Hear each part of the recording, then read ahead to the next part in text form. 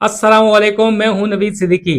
आज काफ़ी अहम मौज़ूआत के ऊपर गुफ्तगू करेंगे और दो तीन मौज़ूआत हैं आज हमारे पास और जिनका ताल्लुक डोमेस्टिक और इंटरनेशनल इश्यूज से है।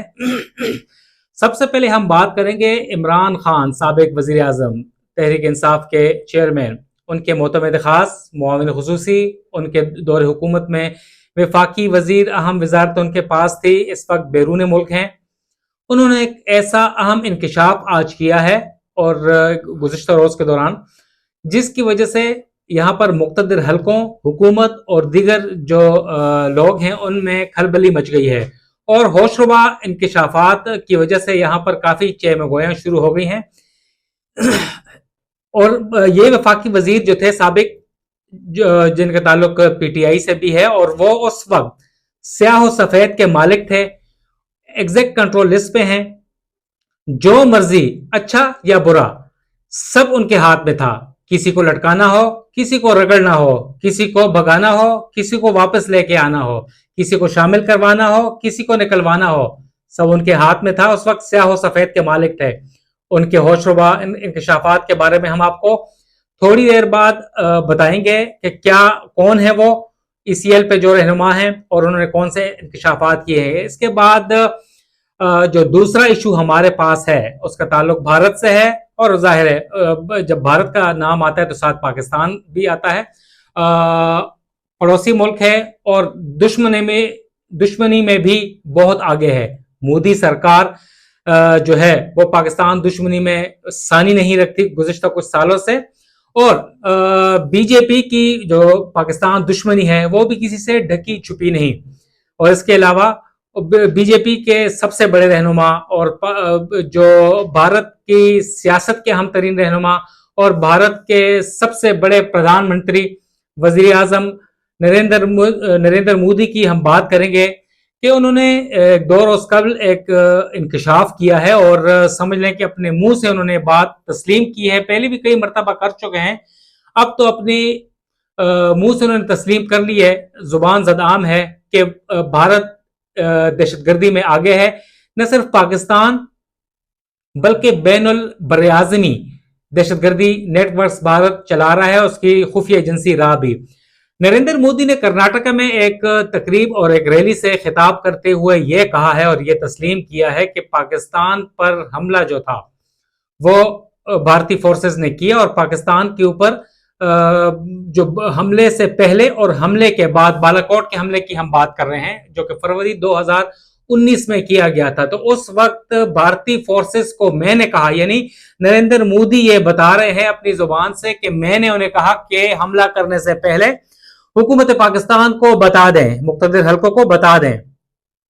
और हमने, हमारी फोर्सेस ने ये उन्हें इन्फॉर्म किया, मगर पाकिस्तान की जानिब से टेलीफोन करने के बावजूद जवाब नहीं आया। फिर हमला कर दिया गया और हमला करने के बाद भी हुकूमत पाकिस्तान को और पाकिस्तान के जो इदारे हैं उन्हें इन्फॉर्म किया गया, और मीडिया को बताने से पहले ये भी बताया गया कि पहले पाकिस्तान को इन्फॉर्म किया जाए फिर मीडिया को बताया जाए। तो भारत जो है अपनी हजीमत छुपाने के लिए नरेंद्र मोदी आए रोज ये दावे करते नजर आते हैं कि उन्होंने क्या पाकिस्तान को चिट कर दिया है। क्या मोदी साहब आपको ये करारा जवाब याद नहीं है पाकिस्तान की जो अफवाज की जानिब से, पाकिस्तानी फौज और उस वक्त के हमारे जो पायलट्स थे पाकिस्तान एयरफोर्स की जानिब से जो जवाब दिया गया था फरवरी 2019 में, और जो जहाज गिरा दिया गया था और आपको भागने पर मजबूर कर दिया गया था। उनका जो पायलट था अभिनंदन, उसे गिरफ्तार किया गया था, खूब खातिर तवाज़ो की गई थी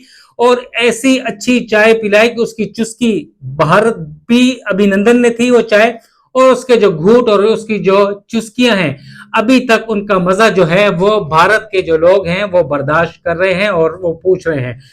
और हम यहाँ पर बताते चलें आपको कि बालाकोट पे जो उनकी सिक्योरिटी फोर्सेस आई थी, जो उनकी अफवाज आई थी, और वो पाकिस्तानी अफवाज ही थी कि उन्हें पे लोड वहां पर हमले से पहले गिराने पर मजबूर कर दिया था।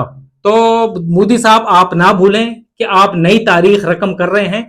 उस हवाले से आज तर्जुमान दफ्तर खारजा मुमताज जहरा बलोच से पूछा गया کہ اس قسم کی کیا بات ہوئی تھی، کیا انہوں نے پاکستان کی دفتر خارجہ، کیا حکومت پاکستان، کیا آئی ایس پی آر یا ڈی جی ایم اوز کو حملے سے پہلے، بالاکوٹ حملے سے پہلے انفارم کیا تھا؟ تو انہوں نے انکار کر دیا. ان کا کہنا ہے کہ مذمت کرتے ہیں ہم اس بات کی، اور بھارت اپنا جو مسخ چہرہ ہے دہشت گردی والا وہ چھپانے کی خاطر یہ اب تاریخ کو دوبارہ رقم کرنے کی کوشش کر رہا ہے. ترجمان دفتر خارجہ نے کہا کہ بھارت اس تاریخ کو جو مسخ شدہ وہ مسخ نہ کرے، ری رائٹ نہ کرے. تو لہٰذا مودی صاحب آپ کو جواب یاد ہوگا، تو لہٰذا اپنا اب چہرہ چھپانے کی ضرورت نہیں ہے آپ کو.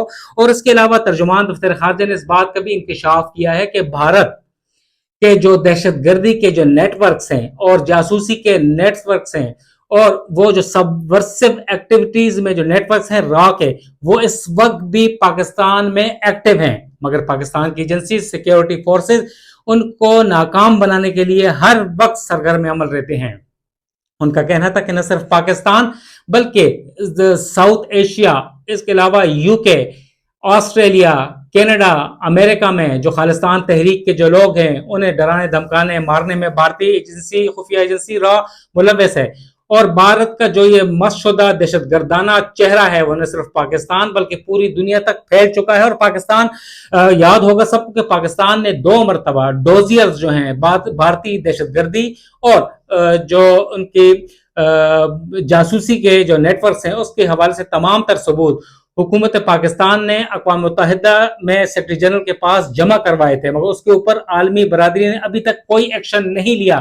جتنی بھی دہشت گردانہ کارروائیاں پاکستان میں ہو رہی ہیں اس میں بھارت صف اول میں ہے. بلوچ انسرجنٹس ہو یا دیگر جو طالبان کی قوتیں ہوں یا دیگر پاکستان مخالف جو سرگرمیاں ہوں یا ایلیمنٹس ہوں، انہیں بھارتی ایجنسی را فنڈ کرتی ہے. بھارت جس وقت اشرف غنی حکومت میں، اس وقت کے جو اشرف غنی صدر تھے اور حامد کرزئی کے دور میں این ڈی ایس وہاں پر سرگرم تھی، را سرگرم تھی، اور وہاں سے دونوں این ڈی ایس اور را کا جو نیکسس تھا ان کی وجہ سے پاکستان میں دہشت گردی بہت بڑی، مگر پاکستان کی خفیہ ایجنسیوں نے اسے ناکام بنایا. ان کا کہنا تھا کہ عالمی برادری اب نوٹس لے، کیونکہ بھارتی جو خفیہ ایجنسی کی جو دہشت گردی کی کارروائیاں ہیں اور جو جاسوسی ہے اس پہ ابھی تک کوئی روک تھام نہیں کی جا سکی. بھارتی جو حاضر سروس نیول کمانڈر کو بھی گرفتار کیا گیا تھا، سب کو جانتے ہیں. تو لہٰذا اس قسم کی جو بھارت دوبارہ تاریخ فروری 2019 کی تاریخ کو مس کرنے سے باز رہے. اب آتے ہیں ہم دوسرے ایشو کی طرف. ہم نے پہلے اپنے ابتدائی میں ذکر کیا تھا کہ عمران خان کے ایک سابق وفاقی وزیر تھے، اس دور کے وزیر داخلہ بھی تھے اور احتساب کے حوالے سے پیش تھے. ہم بات کر رہے ہیں شہزاد اکبر، جو کہ سیاہ و سفید کے مالک تھے. انہوں نے ایک ہوش ربا انکشاف کیا ہے اور ایک ایسی درخواست دی ہے اسٹیٹ آف پاکستان، ریاست پاکستان کے خلاف، اور جس نے یہاں پر لوگوں میں کھلبلی مچا دی ہے اور کافی چمگوئیاں نہ صرف یہاں بلکہ برطانیہ میں بھی شروع ہو چکی ہیں.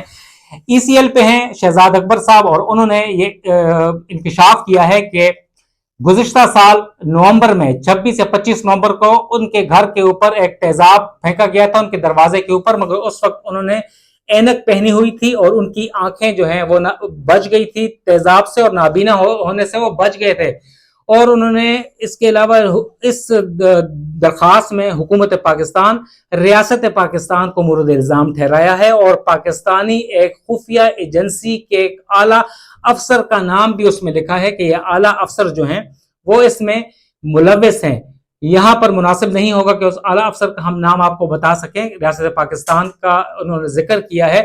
اس کے حوالے سے بھی آج پوچھا گیا ہے ترجمان دفتر خارجہ ممتاز زہرا بلوچ سے، تو ان کا کہنا تھا کہ ہم اس چیز کی مذمت کرتے ہیں. حکومت پاکستان، پاکستان کی خفیہ ایجنسیاں یا پاکستان کے جو ادارے ہیں وہ اپنے ہی شہریوں کو کہیں بھی ٹارگٹ نہیں کرتے، اور نہ ہی یہ ہماری پالیسی ہے. اور اس قسم کی جو ہرزہ سرائیاں کی جا رہی ہیں شہزاد اکبر کی جانب سے، ہم اس بات کو یکسر مسترد کرتے ہیں، مذمت کرتے ہیں، اور اس قسم کی جو باتیں کی جا رہی ہیں یہ درست نہیں ہے، یہ پروپیگنڈا ہے.